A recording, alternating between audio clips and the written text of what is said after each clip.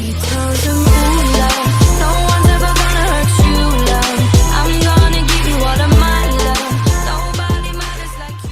Hey guys, Mosa here, and today I'm bringing you my post-game review of the NFC Championship game. Now, without a further ado, let's get started. Now, let's start off with the passing stats. Now, Aaron Rodgers had 48 passes, 33 being completed, 346 yards, 3 touchdowns to 1 interception, while Tom Brady threw 36 passes, 20 of them being completed, 280 yards, 3 touchdowns, and 3 interceptions. Now, definitely, Aaron Rodgers did the best in the passing game, but you also got to see the interceptions. Were they Brady's fault or not? Some of them were, some of them weren't. But to be honestly, in football, it's not the best quarterback who actually wins the game, because as we see, the better quarterback was Rodgers and his team lost. So realistically, you don't have to be the best quarterback to win.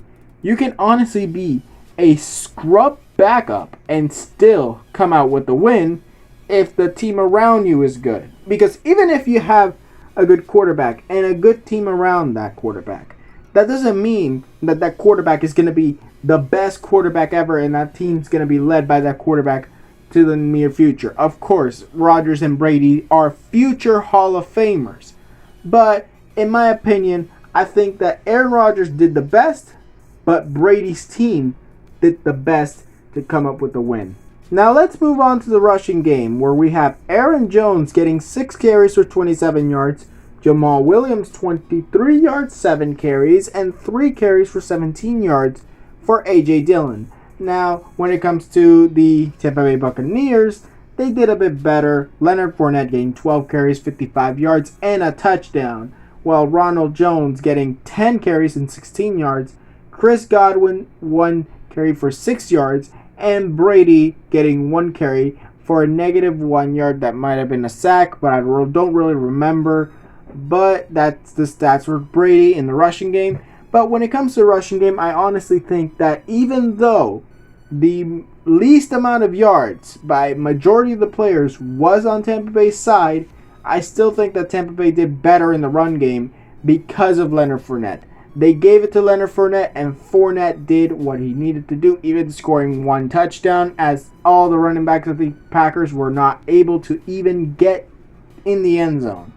But regardless, does that mean that running backs of the Tampa Bay Buccaneers are better than the Green Bay Packer running backs? I don't think so, because Aaron Jones and Jamal Williams are 2 great running backs. Of course, as well goes for Leonard Fournette and Ronald Jones.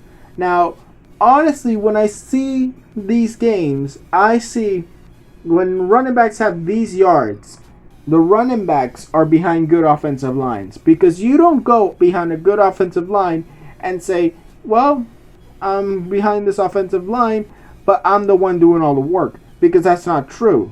The one doing the majority of the work is the offensive lineman in front of him, and he's doing his job in order for the running back to do their job.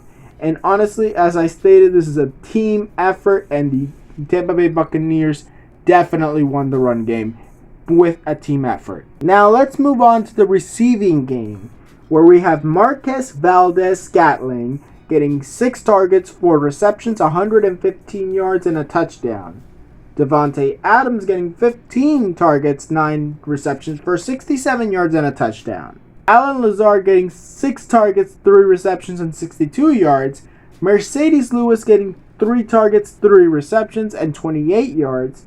Robert Tonyan getting 4 receptions for 22 yards and a touchdown. Jamal Williams getting 4 receptions for 22 yards. And A.J. Dillon getting 1 reception for 13 yards. Equanius St. Brown. I probably said that name wrong 100%, but still, that's the guy. St. Brown gets 1 reception for 10 yards. And Aaron Jones getting 6 targets, 4 receptions, and 7 yards. Now, on the Tampa Bay side, we got Chris Godwin with 9 targets, 5 receptions, and 110 yards. Mike Evans, 8 targets, 3 receptions for 51 yards, and a touchdown. Scotty Miller, 3 targets for 2 receptions and 36 yards and a touchdown. Rob Gronkowski getting 1 reception for 29 yards. Cameron Brate, 5 targets, 3 receptions and 19 yards and a touchdown. Leonard Fournette getting 7 targets, 5 receptions, 19 yards. And Tyler Johnson getting 2 targets, 1 reception for 16 yards. Now, in the receiving game, very well. It was very good for both teams. Very good. Honestly, very good. And I would honestly give it to the Green Bay Packers. The Green Bay Packers definitely did better in the pass game than the Tampa Bay Buccaneers. Honestly, they didn't have, on the Tampa Bay Buccaneers side, Antonio Brown due to an injury he suffered last week.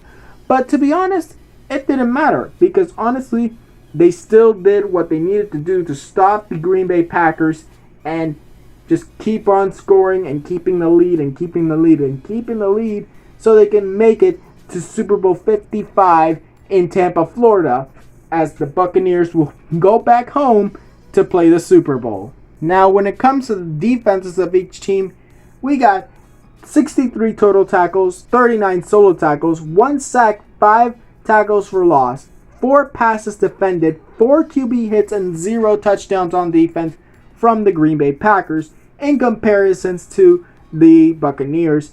Also, having 66 total tackles, 45 solo tackles, 5 sacks, 4 tackles for loss, 4 passes defended, and 8 QB hits and no touchdowns in the defense. Now, honestly, the better defense was definitely Tampa Bay. Not only because they didn't allow the Packers more than 26 points, but because honestly they were better at tackling, they were better at sacking, they were honestly better at hitting the quarterback, they were honestly pressuring Aaron Rodgers, and that's what they needed to do, and that's what happened. Because honestly, if you don't pressure the quarterback of the other team and just allow him to either pass it deep downfield or get some dimple dunks, I think that you should really think on stopping the quarterback from passing in this league, because some leagues, like maybe some leagues that don't really feature the passing game as much. I know that the NFL is mostly a passing game, but there are some leagues in the world that really focus on the run game more than the pass game. But regardless, I think that they did well, and they will be doing well as well against the Chiefs in the Super Bowl. Now, my conclusion for this game, the 31-26 loss for the Green Bay Packers, honestly was an upset. In my opinion, the Packers should have defeated the Buccaneers, but it looks like the Bucs decided, you know what, we were made fun of by both the Packers and the Saints. Now let's screw them over in the playoffs. And that's what they did.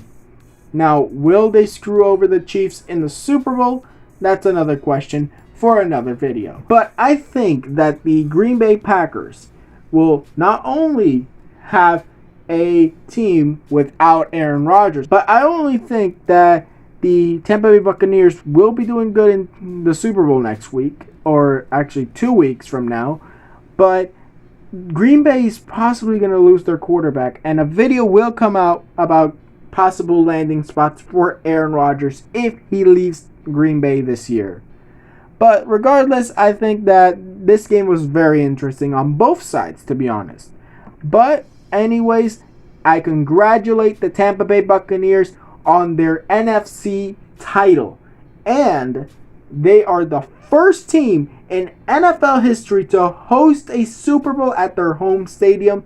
And to be honest, I hope the best for not only them, but for the Kansas City Chiefs in Super Bowl 55. Now, that was it for this video. Tell me what you guys think in the comments below. Tell me any video ideas, and comment down below what do you think about the NFC Championship game, and how do you think that the Bucs will fare against the Chiefs in the Super Bowl. Tell me down in the comments below. Now, like this video if you liked it, subscribe and hit the notification if you want more videos, and I'll see you guys next time.